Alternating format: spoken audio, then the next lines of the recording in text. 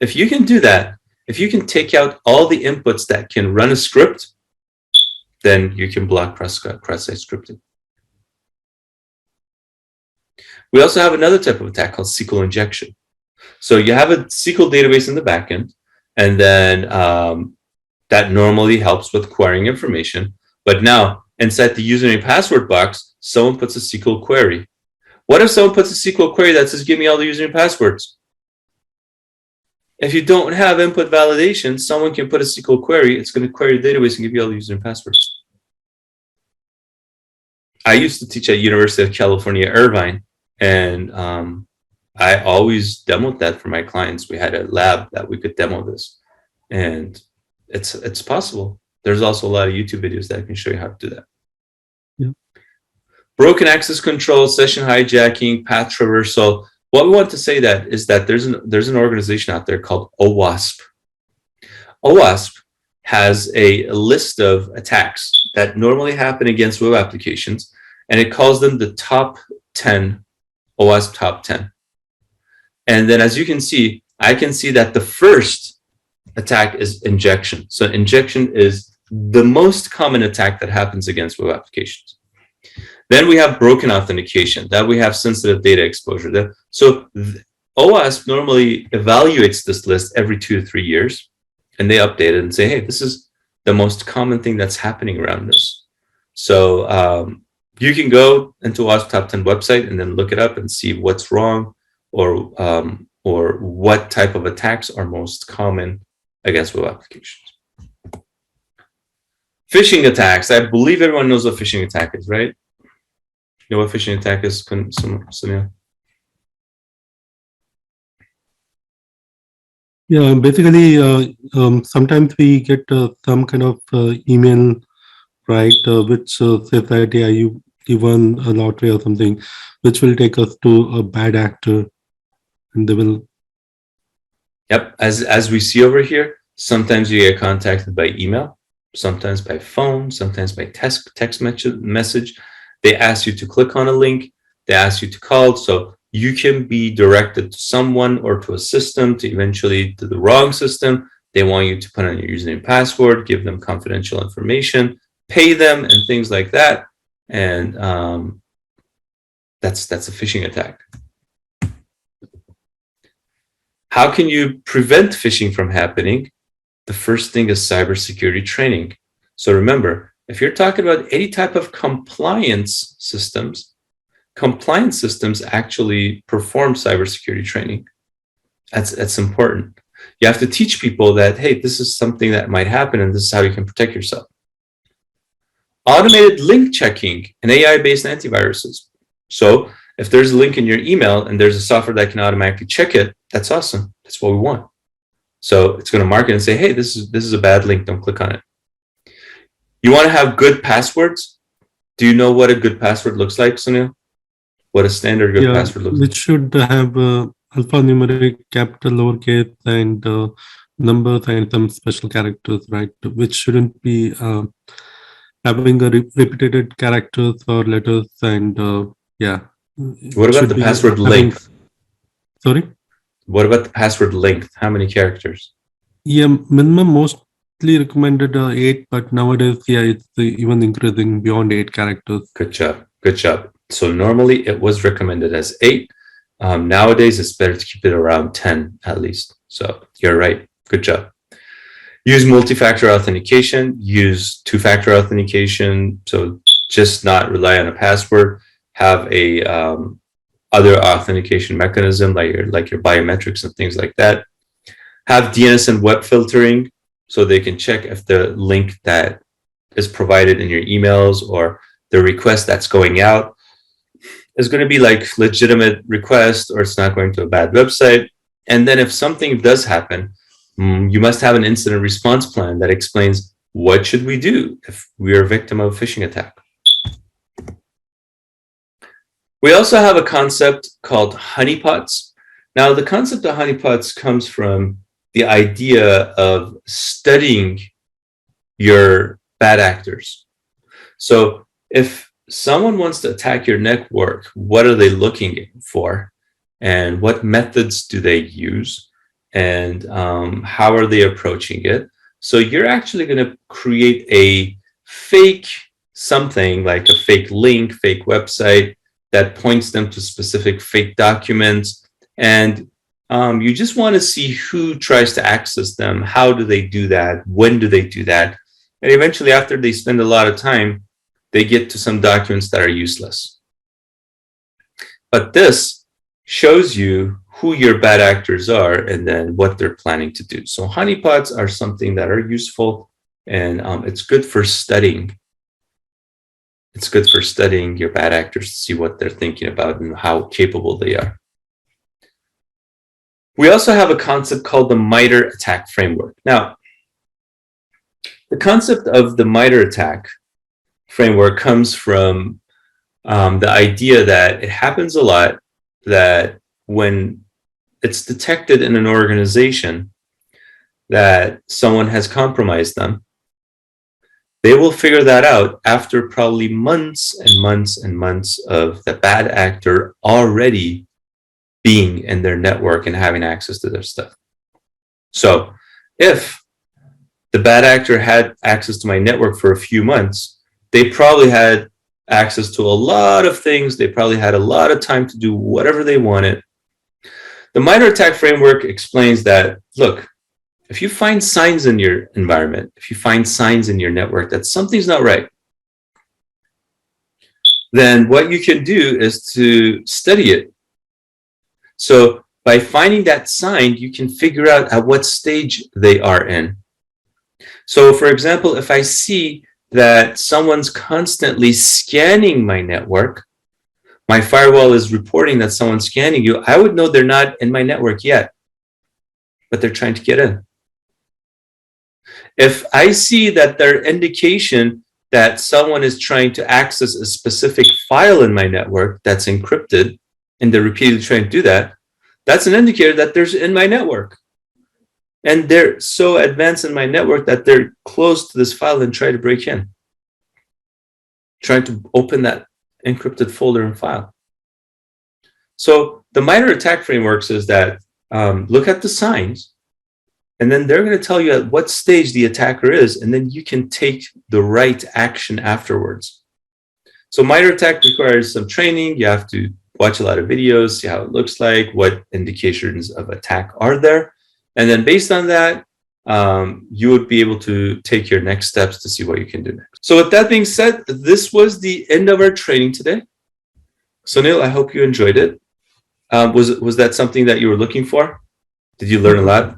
Yeah, definitely. This domain is specifically, I haven't worked much onto that. Thank you for giving me a lot of insight onto this. I do have some questions, right? In the real Sure. interview, suppose say I'm applying for IAM domain, right? Identity and access management domain. Will there be questions related to network and any other domains? So if you're trying to apply for an IAM position, IAM, when it comes to identity and access management, this means that you are the person responsible for creating users, creating groups, handling permissions. If you want to make that happen, you have to have a very good and deep understanding on how IAM authentication works in different environments. Understand Active Directory, how it works in Windows. Understand LDAP on Linux. So set up an LDAP server on Linux, and then define users in it, and then see how you can communicate with it.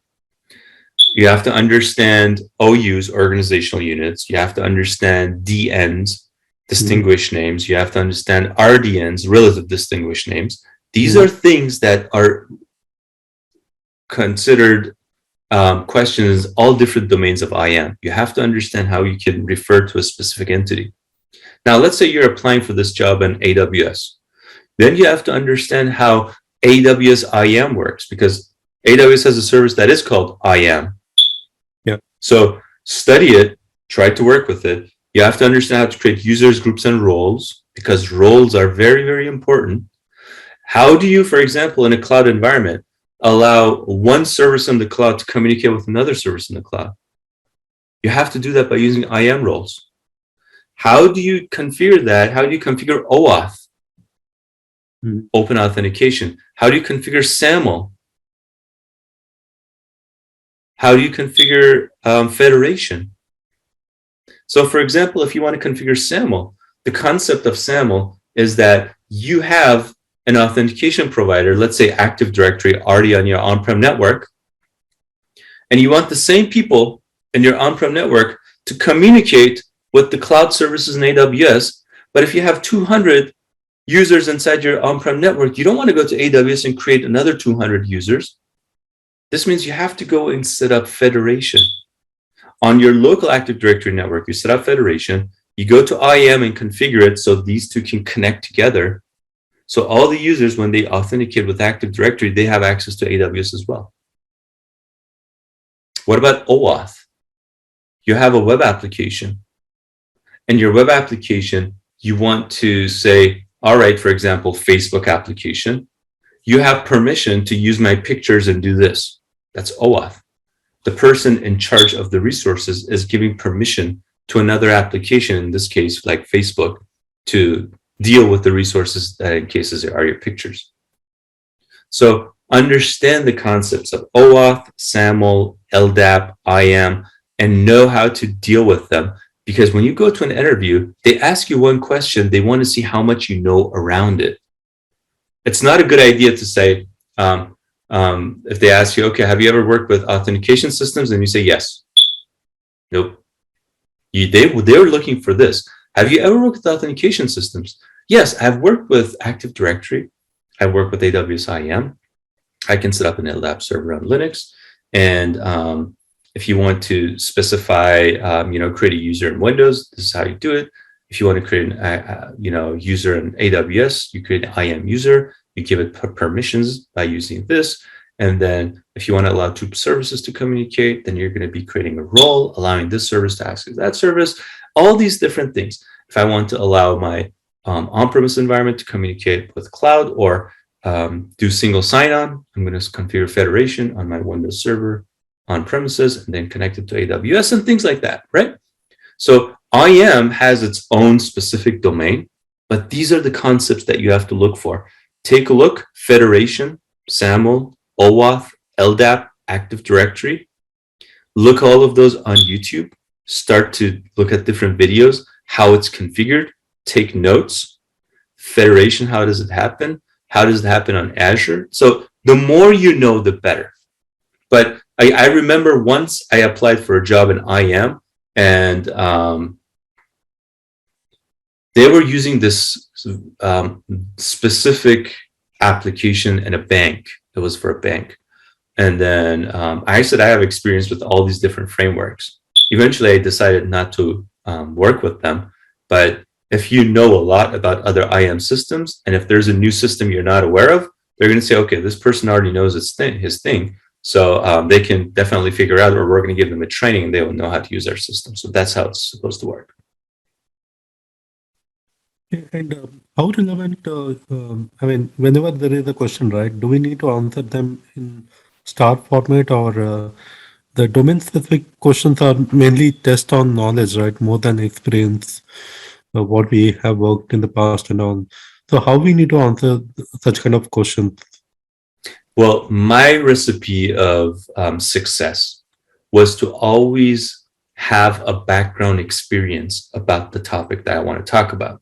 So if I know I applied for an IAM job and I'm going to go to an interview, it's good to have background knowledge, but it's better to have hands-on experience. If you want to get hands-on experience, it's not that difficult.